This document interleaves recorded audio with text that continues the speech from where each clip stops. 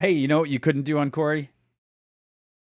I what? What's You know that? what you can't do on Mars?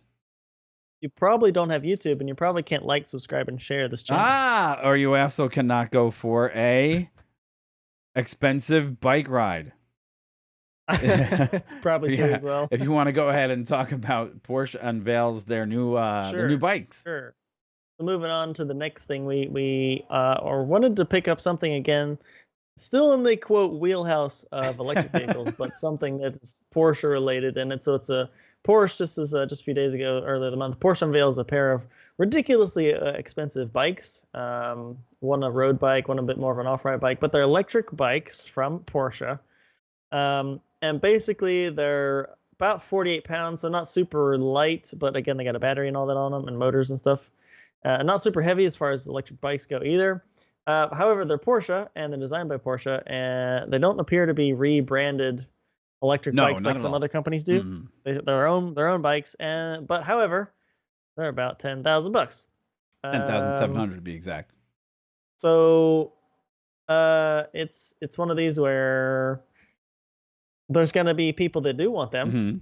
and they're going to sell a few, I'm sure. But they say there's the road bike, and then they have the let's see, let me get the names for you guys while I'm talking about it here. Got the two models of the Sport and the Cross. The Sport is a road bike Mm. intended for everyday use, full suspension, carbon frame, integrated front and rear lights, Shimano rear drive, so it's a pretty good motor That's actually. not bad. Mm. And let's see, yeah, 48 pounds. That one's $10,000, which again, it's pretty up there. Expensive. The Cross is their other version. That's from Porsche. It's from the off-road adventure type of bike. Mhm. It also sports a Shimano drive, carbon frame, full suspension, but it also has some MT Magura MT trail hydraulic disc brakes that they say are quote heat resistant. So you're getting some good Porsche brakes. Nice.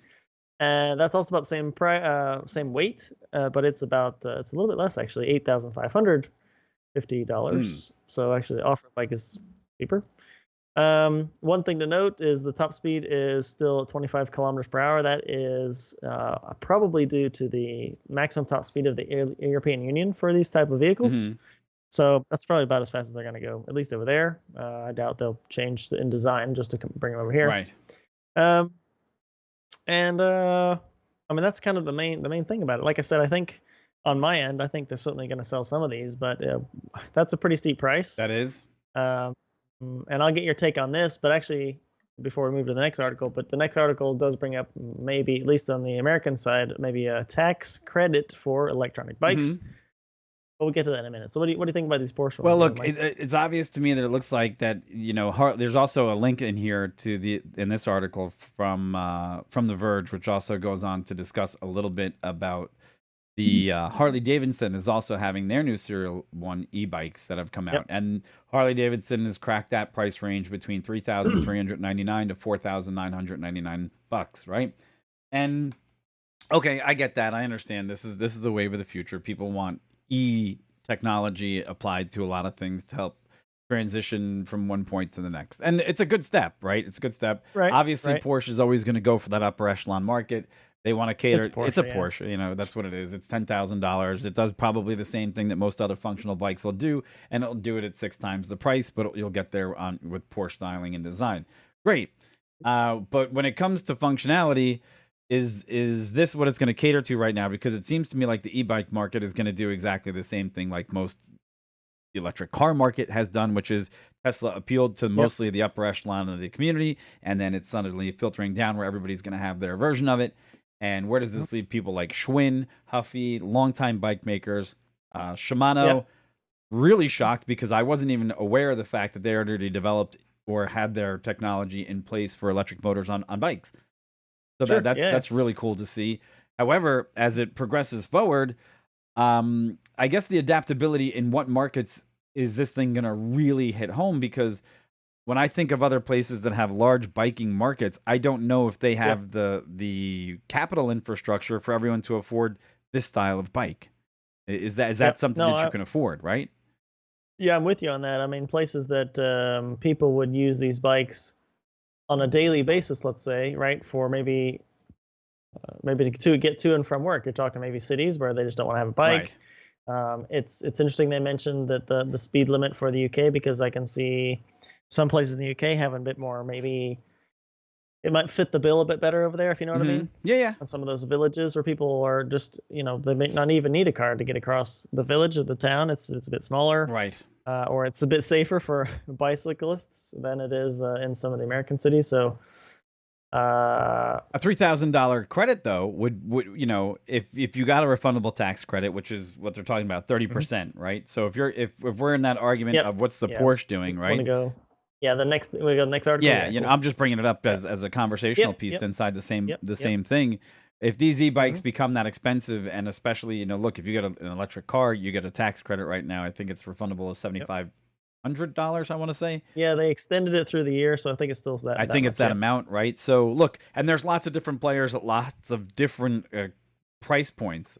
That this 30% would have to make sense, because the 30% of, say, like a Harley Davidson bike at $5,000 versus the Porsche, great. However, it almost makes me want to go out and start an e-bike company, because if this is going to be the next trend, right? Well, look, I mean, in reality, there's lots of marketplaces here in America that could do well with bikes. I know that New York City has famously been trying to put bikes in as an established form of transportation. I know if you're on the West Coast and you're out on the beach, people like to bike around. I know here in Florida, for certain times of the year, people love to bike around. So I like the idea. I'd like to see the prices more, I guess, for me, $1,800, because when I get above $3,000-$4,000, I'm clearly in motorcycle territory. Yeah, I was thinking the same actually for myself. As you're just talking there, I'm thinking, okay, what would it maybe cost for me and the wife to decide we'll get some e-bikes if we decided we want an e-bike for some reason? And I'm thinking, yeah, 3,000. I mean, it's still high for sure, but I can't see myself spending any more than that for any real reason. If I'm gonna need something that's more than that, as you said, cost wise, then I'm probably going further distance, right? Sure. Then I just use my car. Yeah. Or if I'm not me and I'm somebody else who's in the same situation, they just get a motorcycle like yourself, right? Just okay, we'll all just get a motorcycle instead. I mean, to me, I know exactly. I mean, because you can't. There are electric motorcycles, which we didn't plan to talk about, but the live wire, that's a thing too, and those are more expensive. But I know you can actually, Mike, you and I talked about that a while ago, right? You can get an electric motorcycle for under 20, yes, right? You like can. An actual you can get a decent motorcycle to use,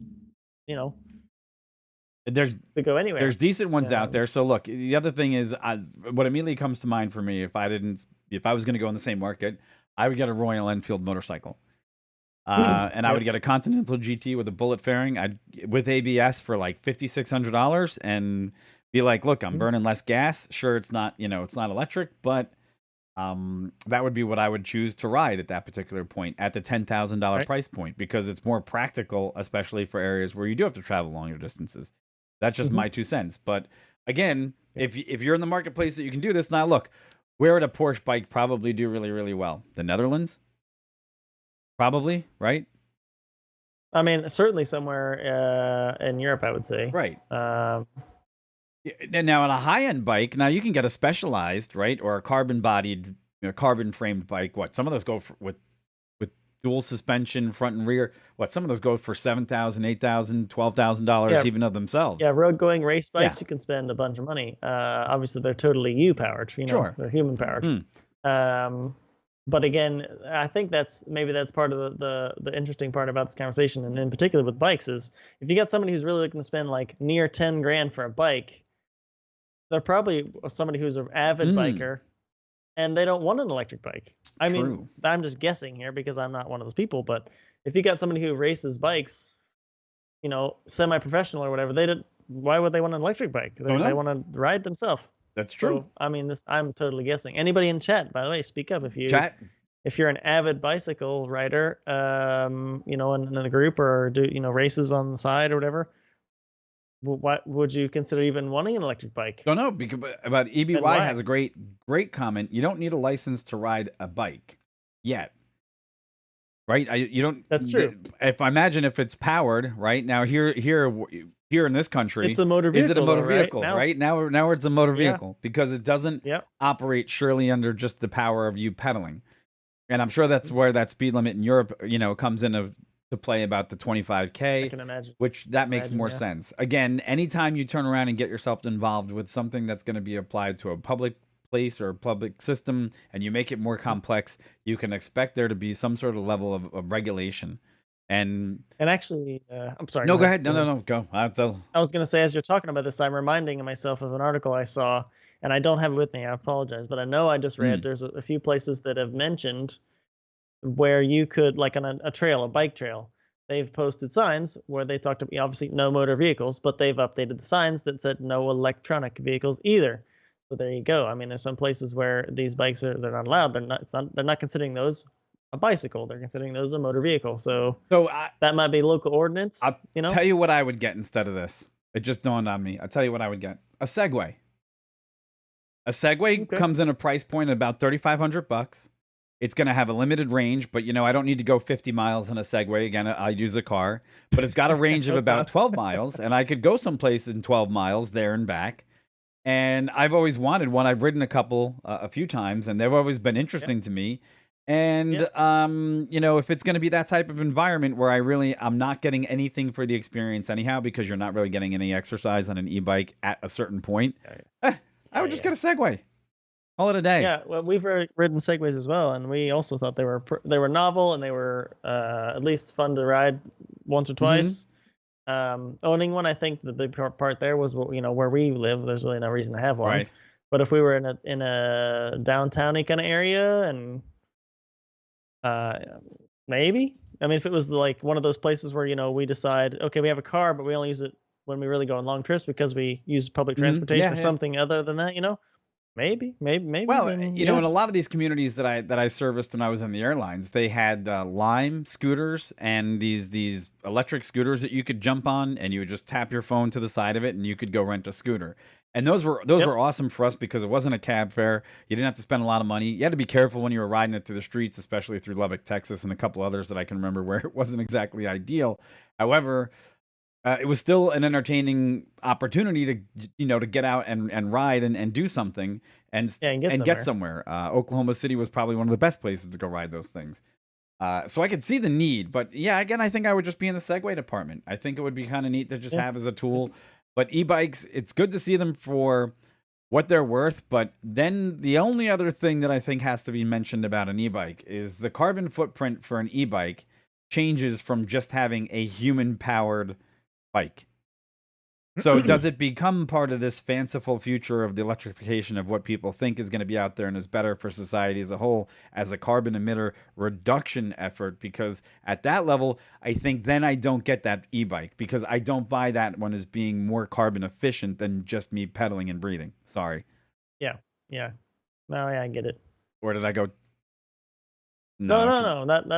That's something to mention. That bikes, electric bikes that are electric, pure electrically powered. It's a different. There's a different footprint there, a different impact than a bike like this. It's a hybrid, Sure.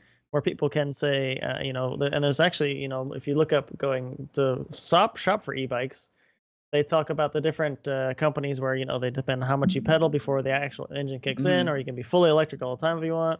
So there's a difference there. Yeah.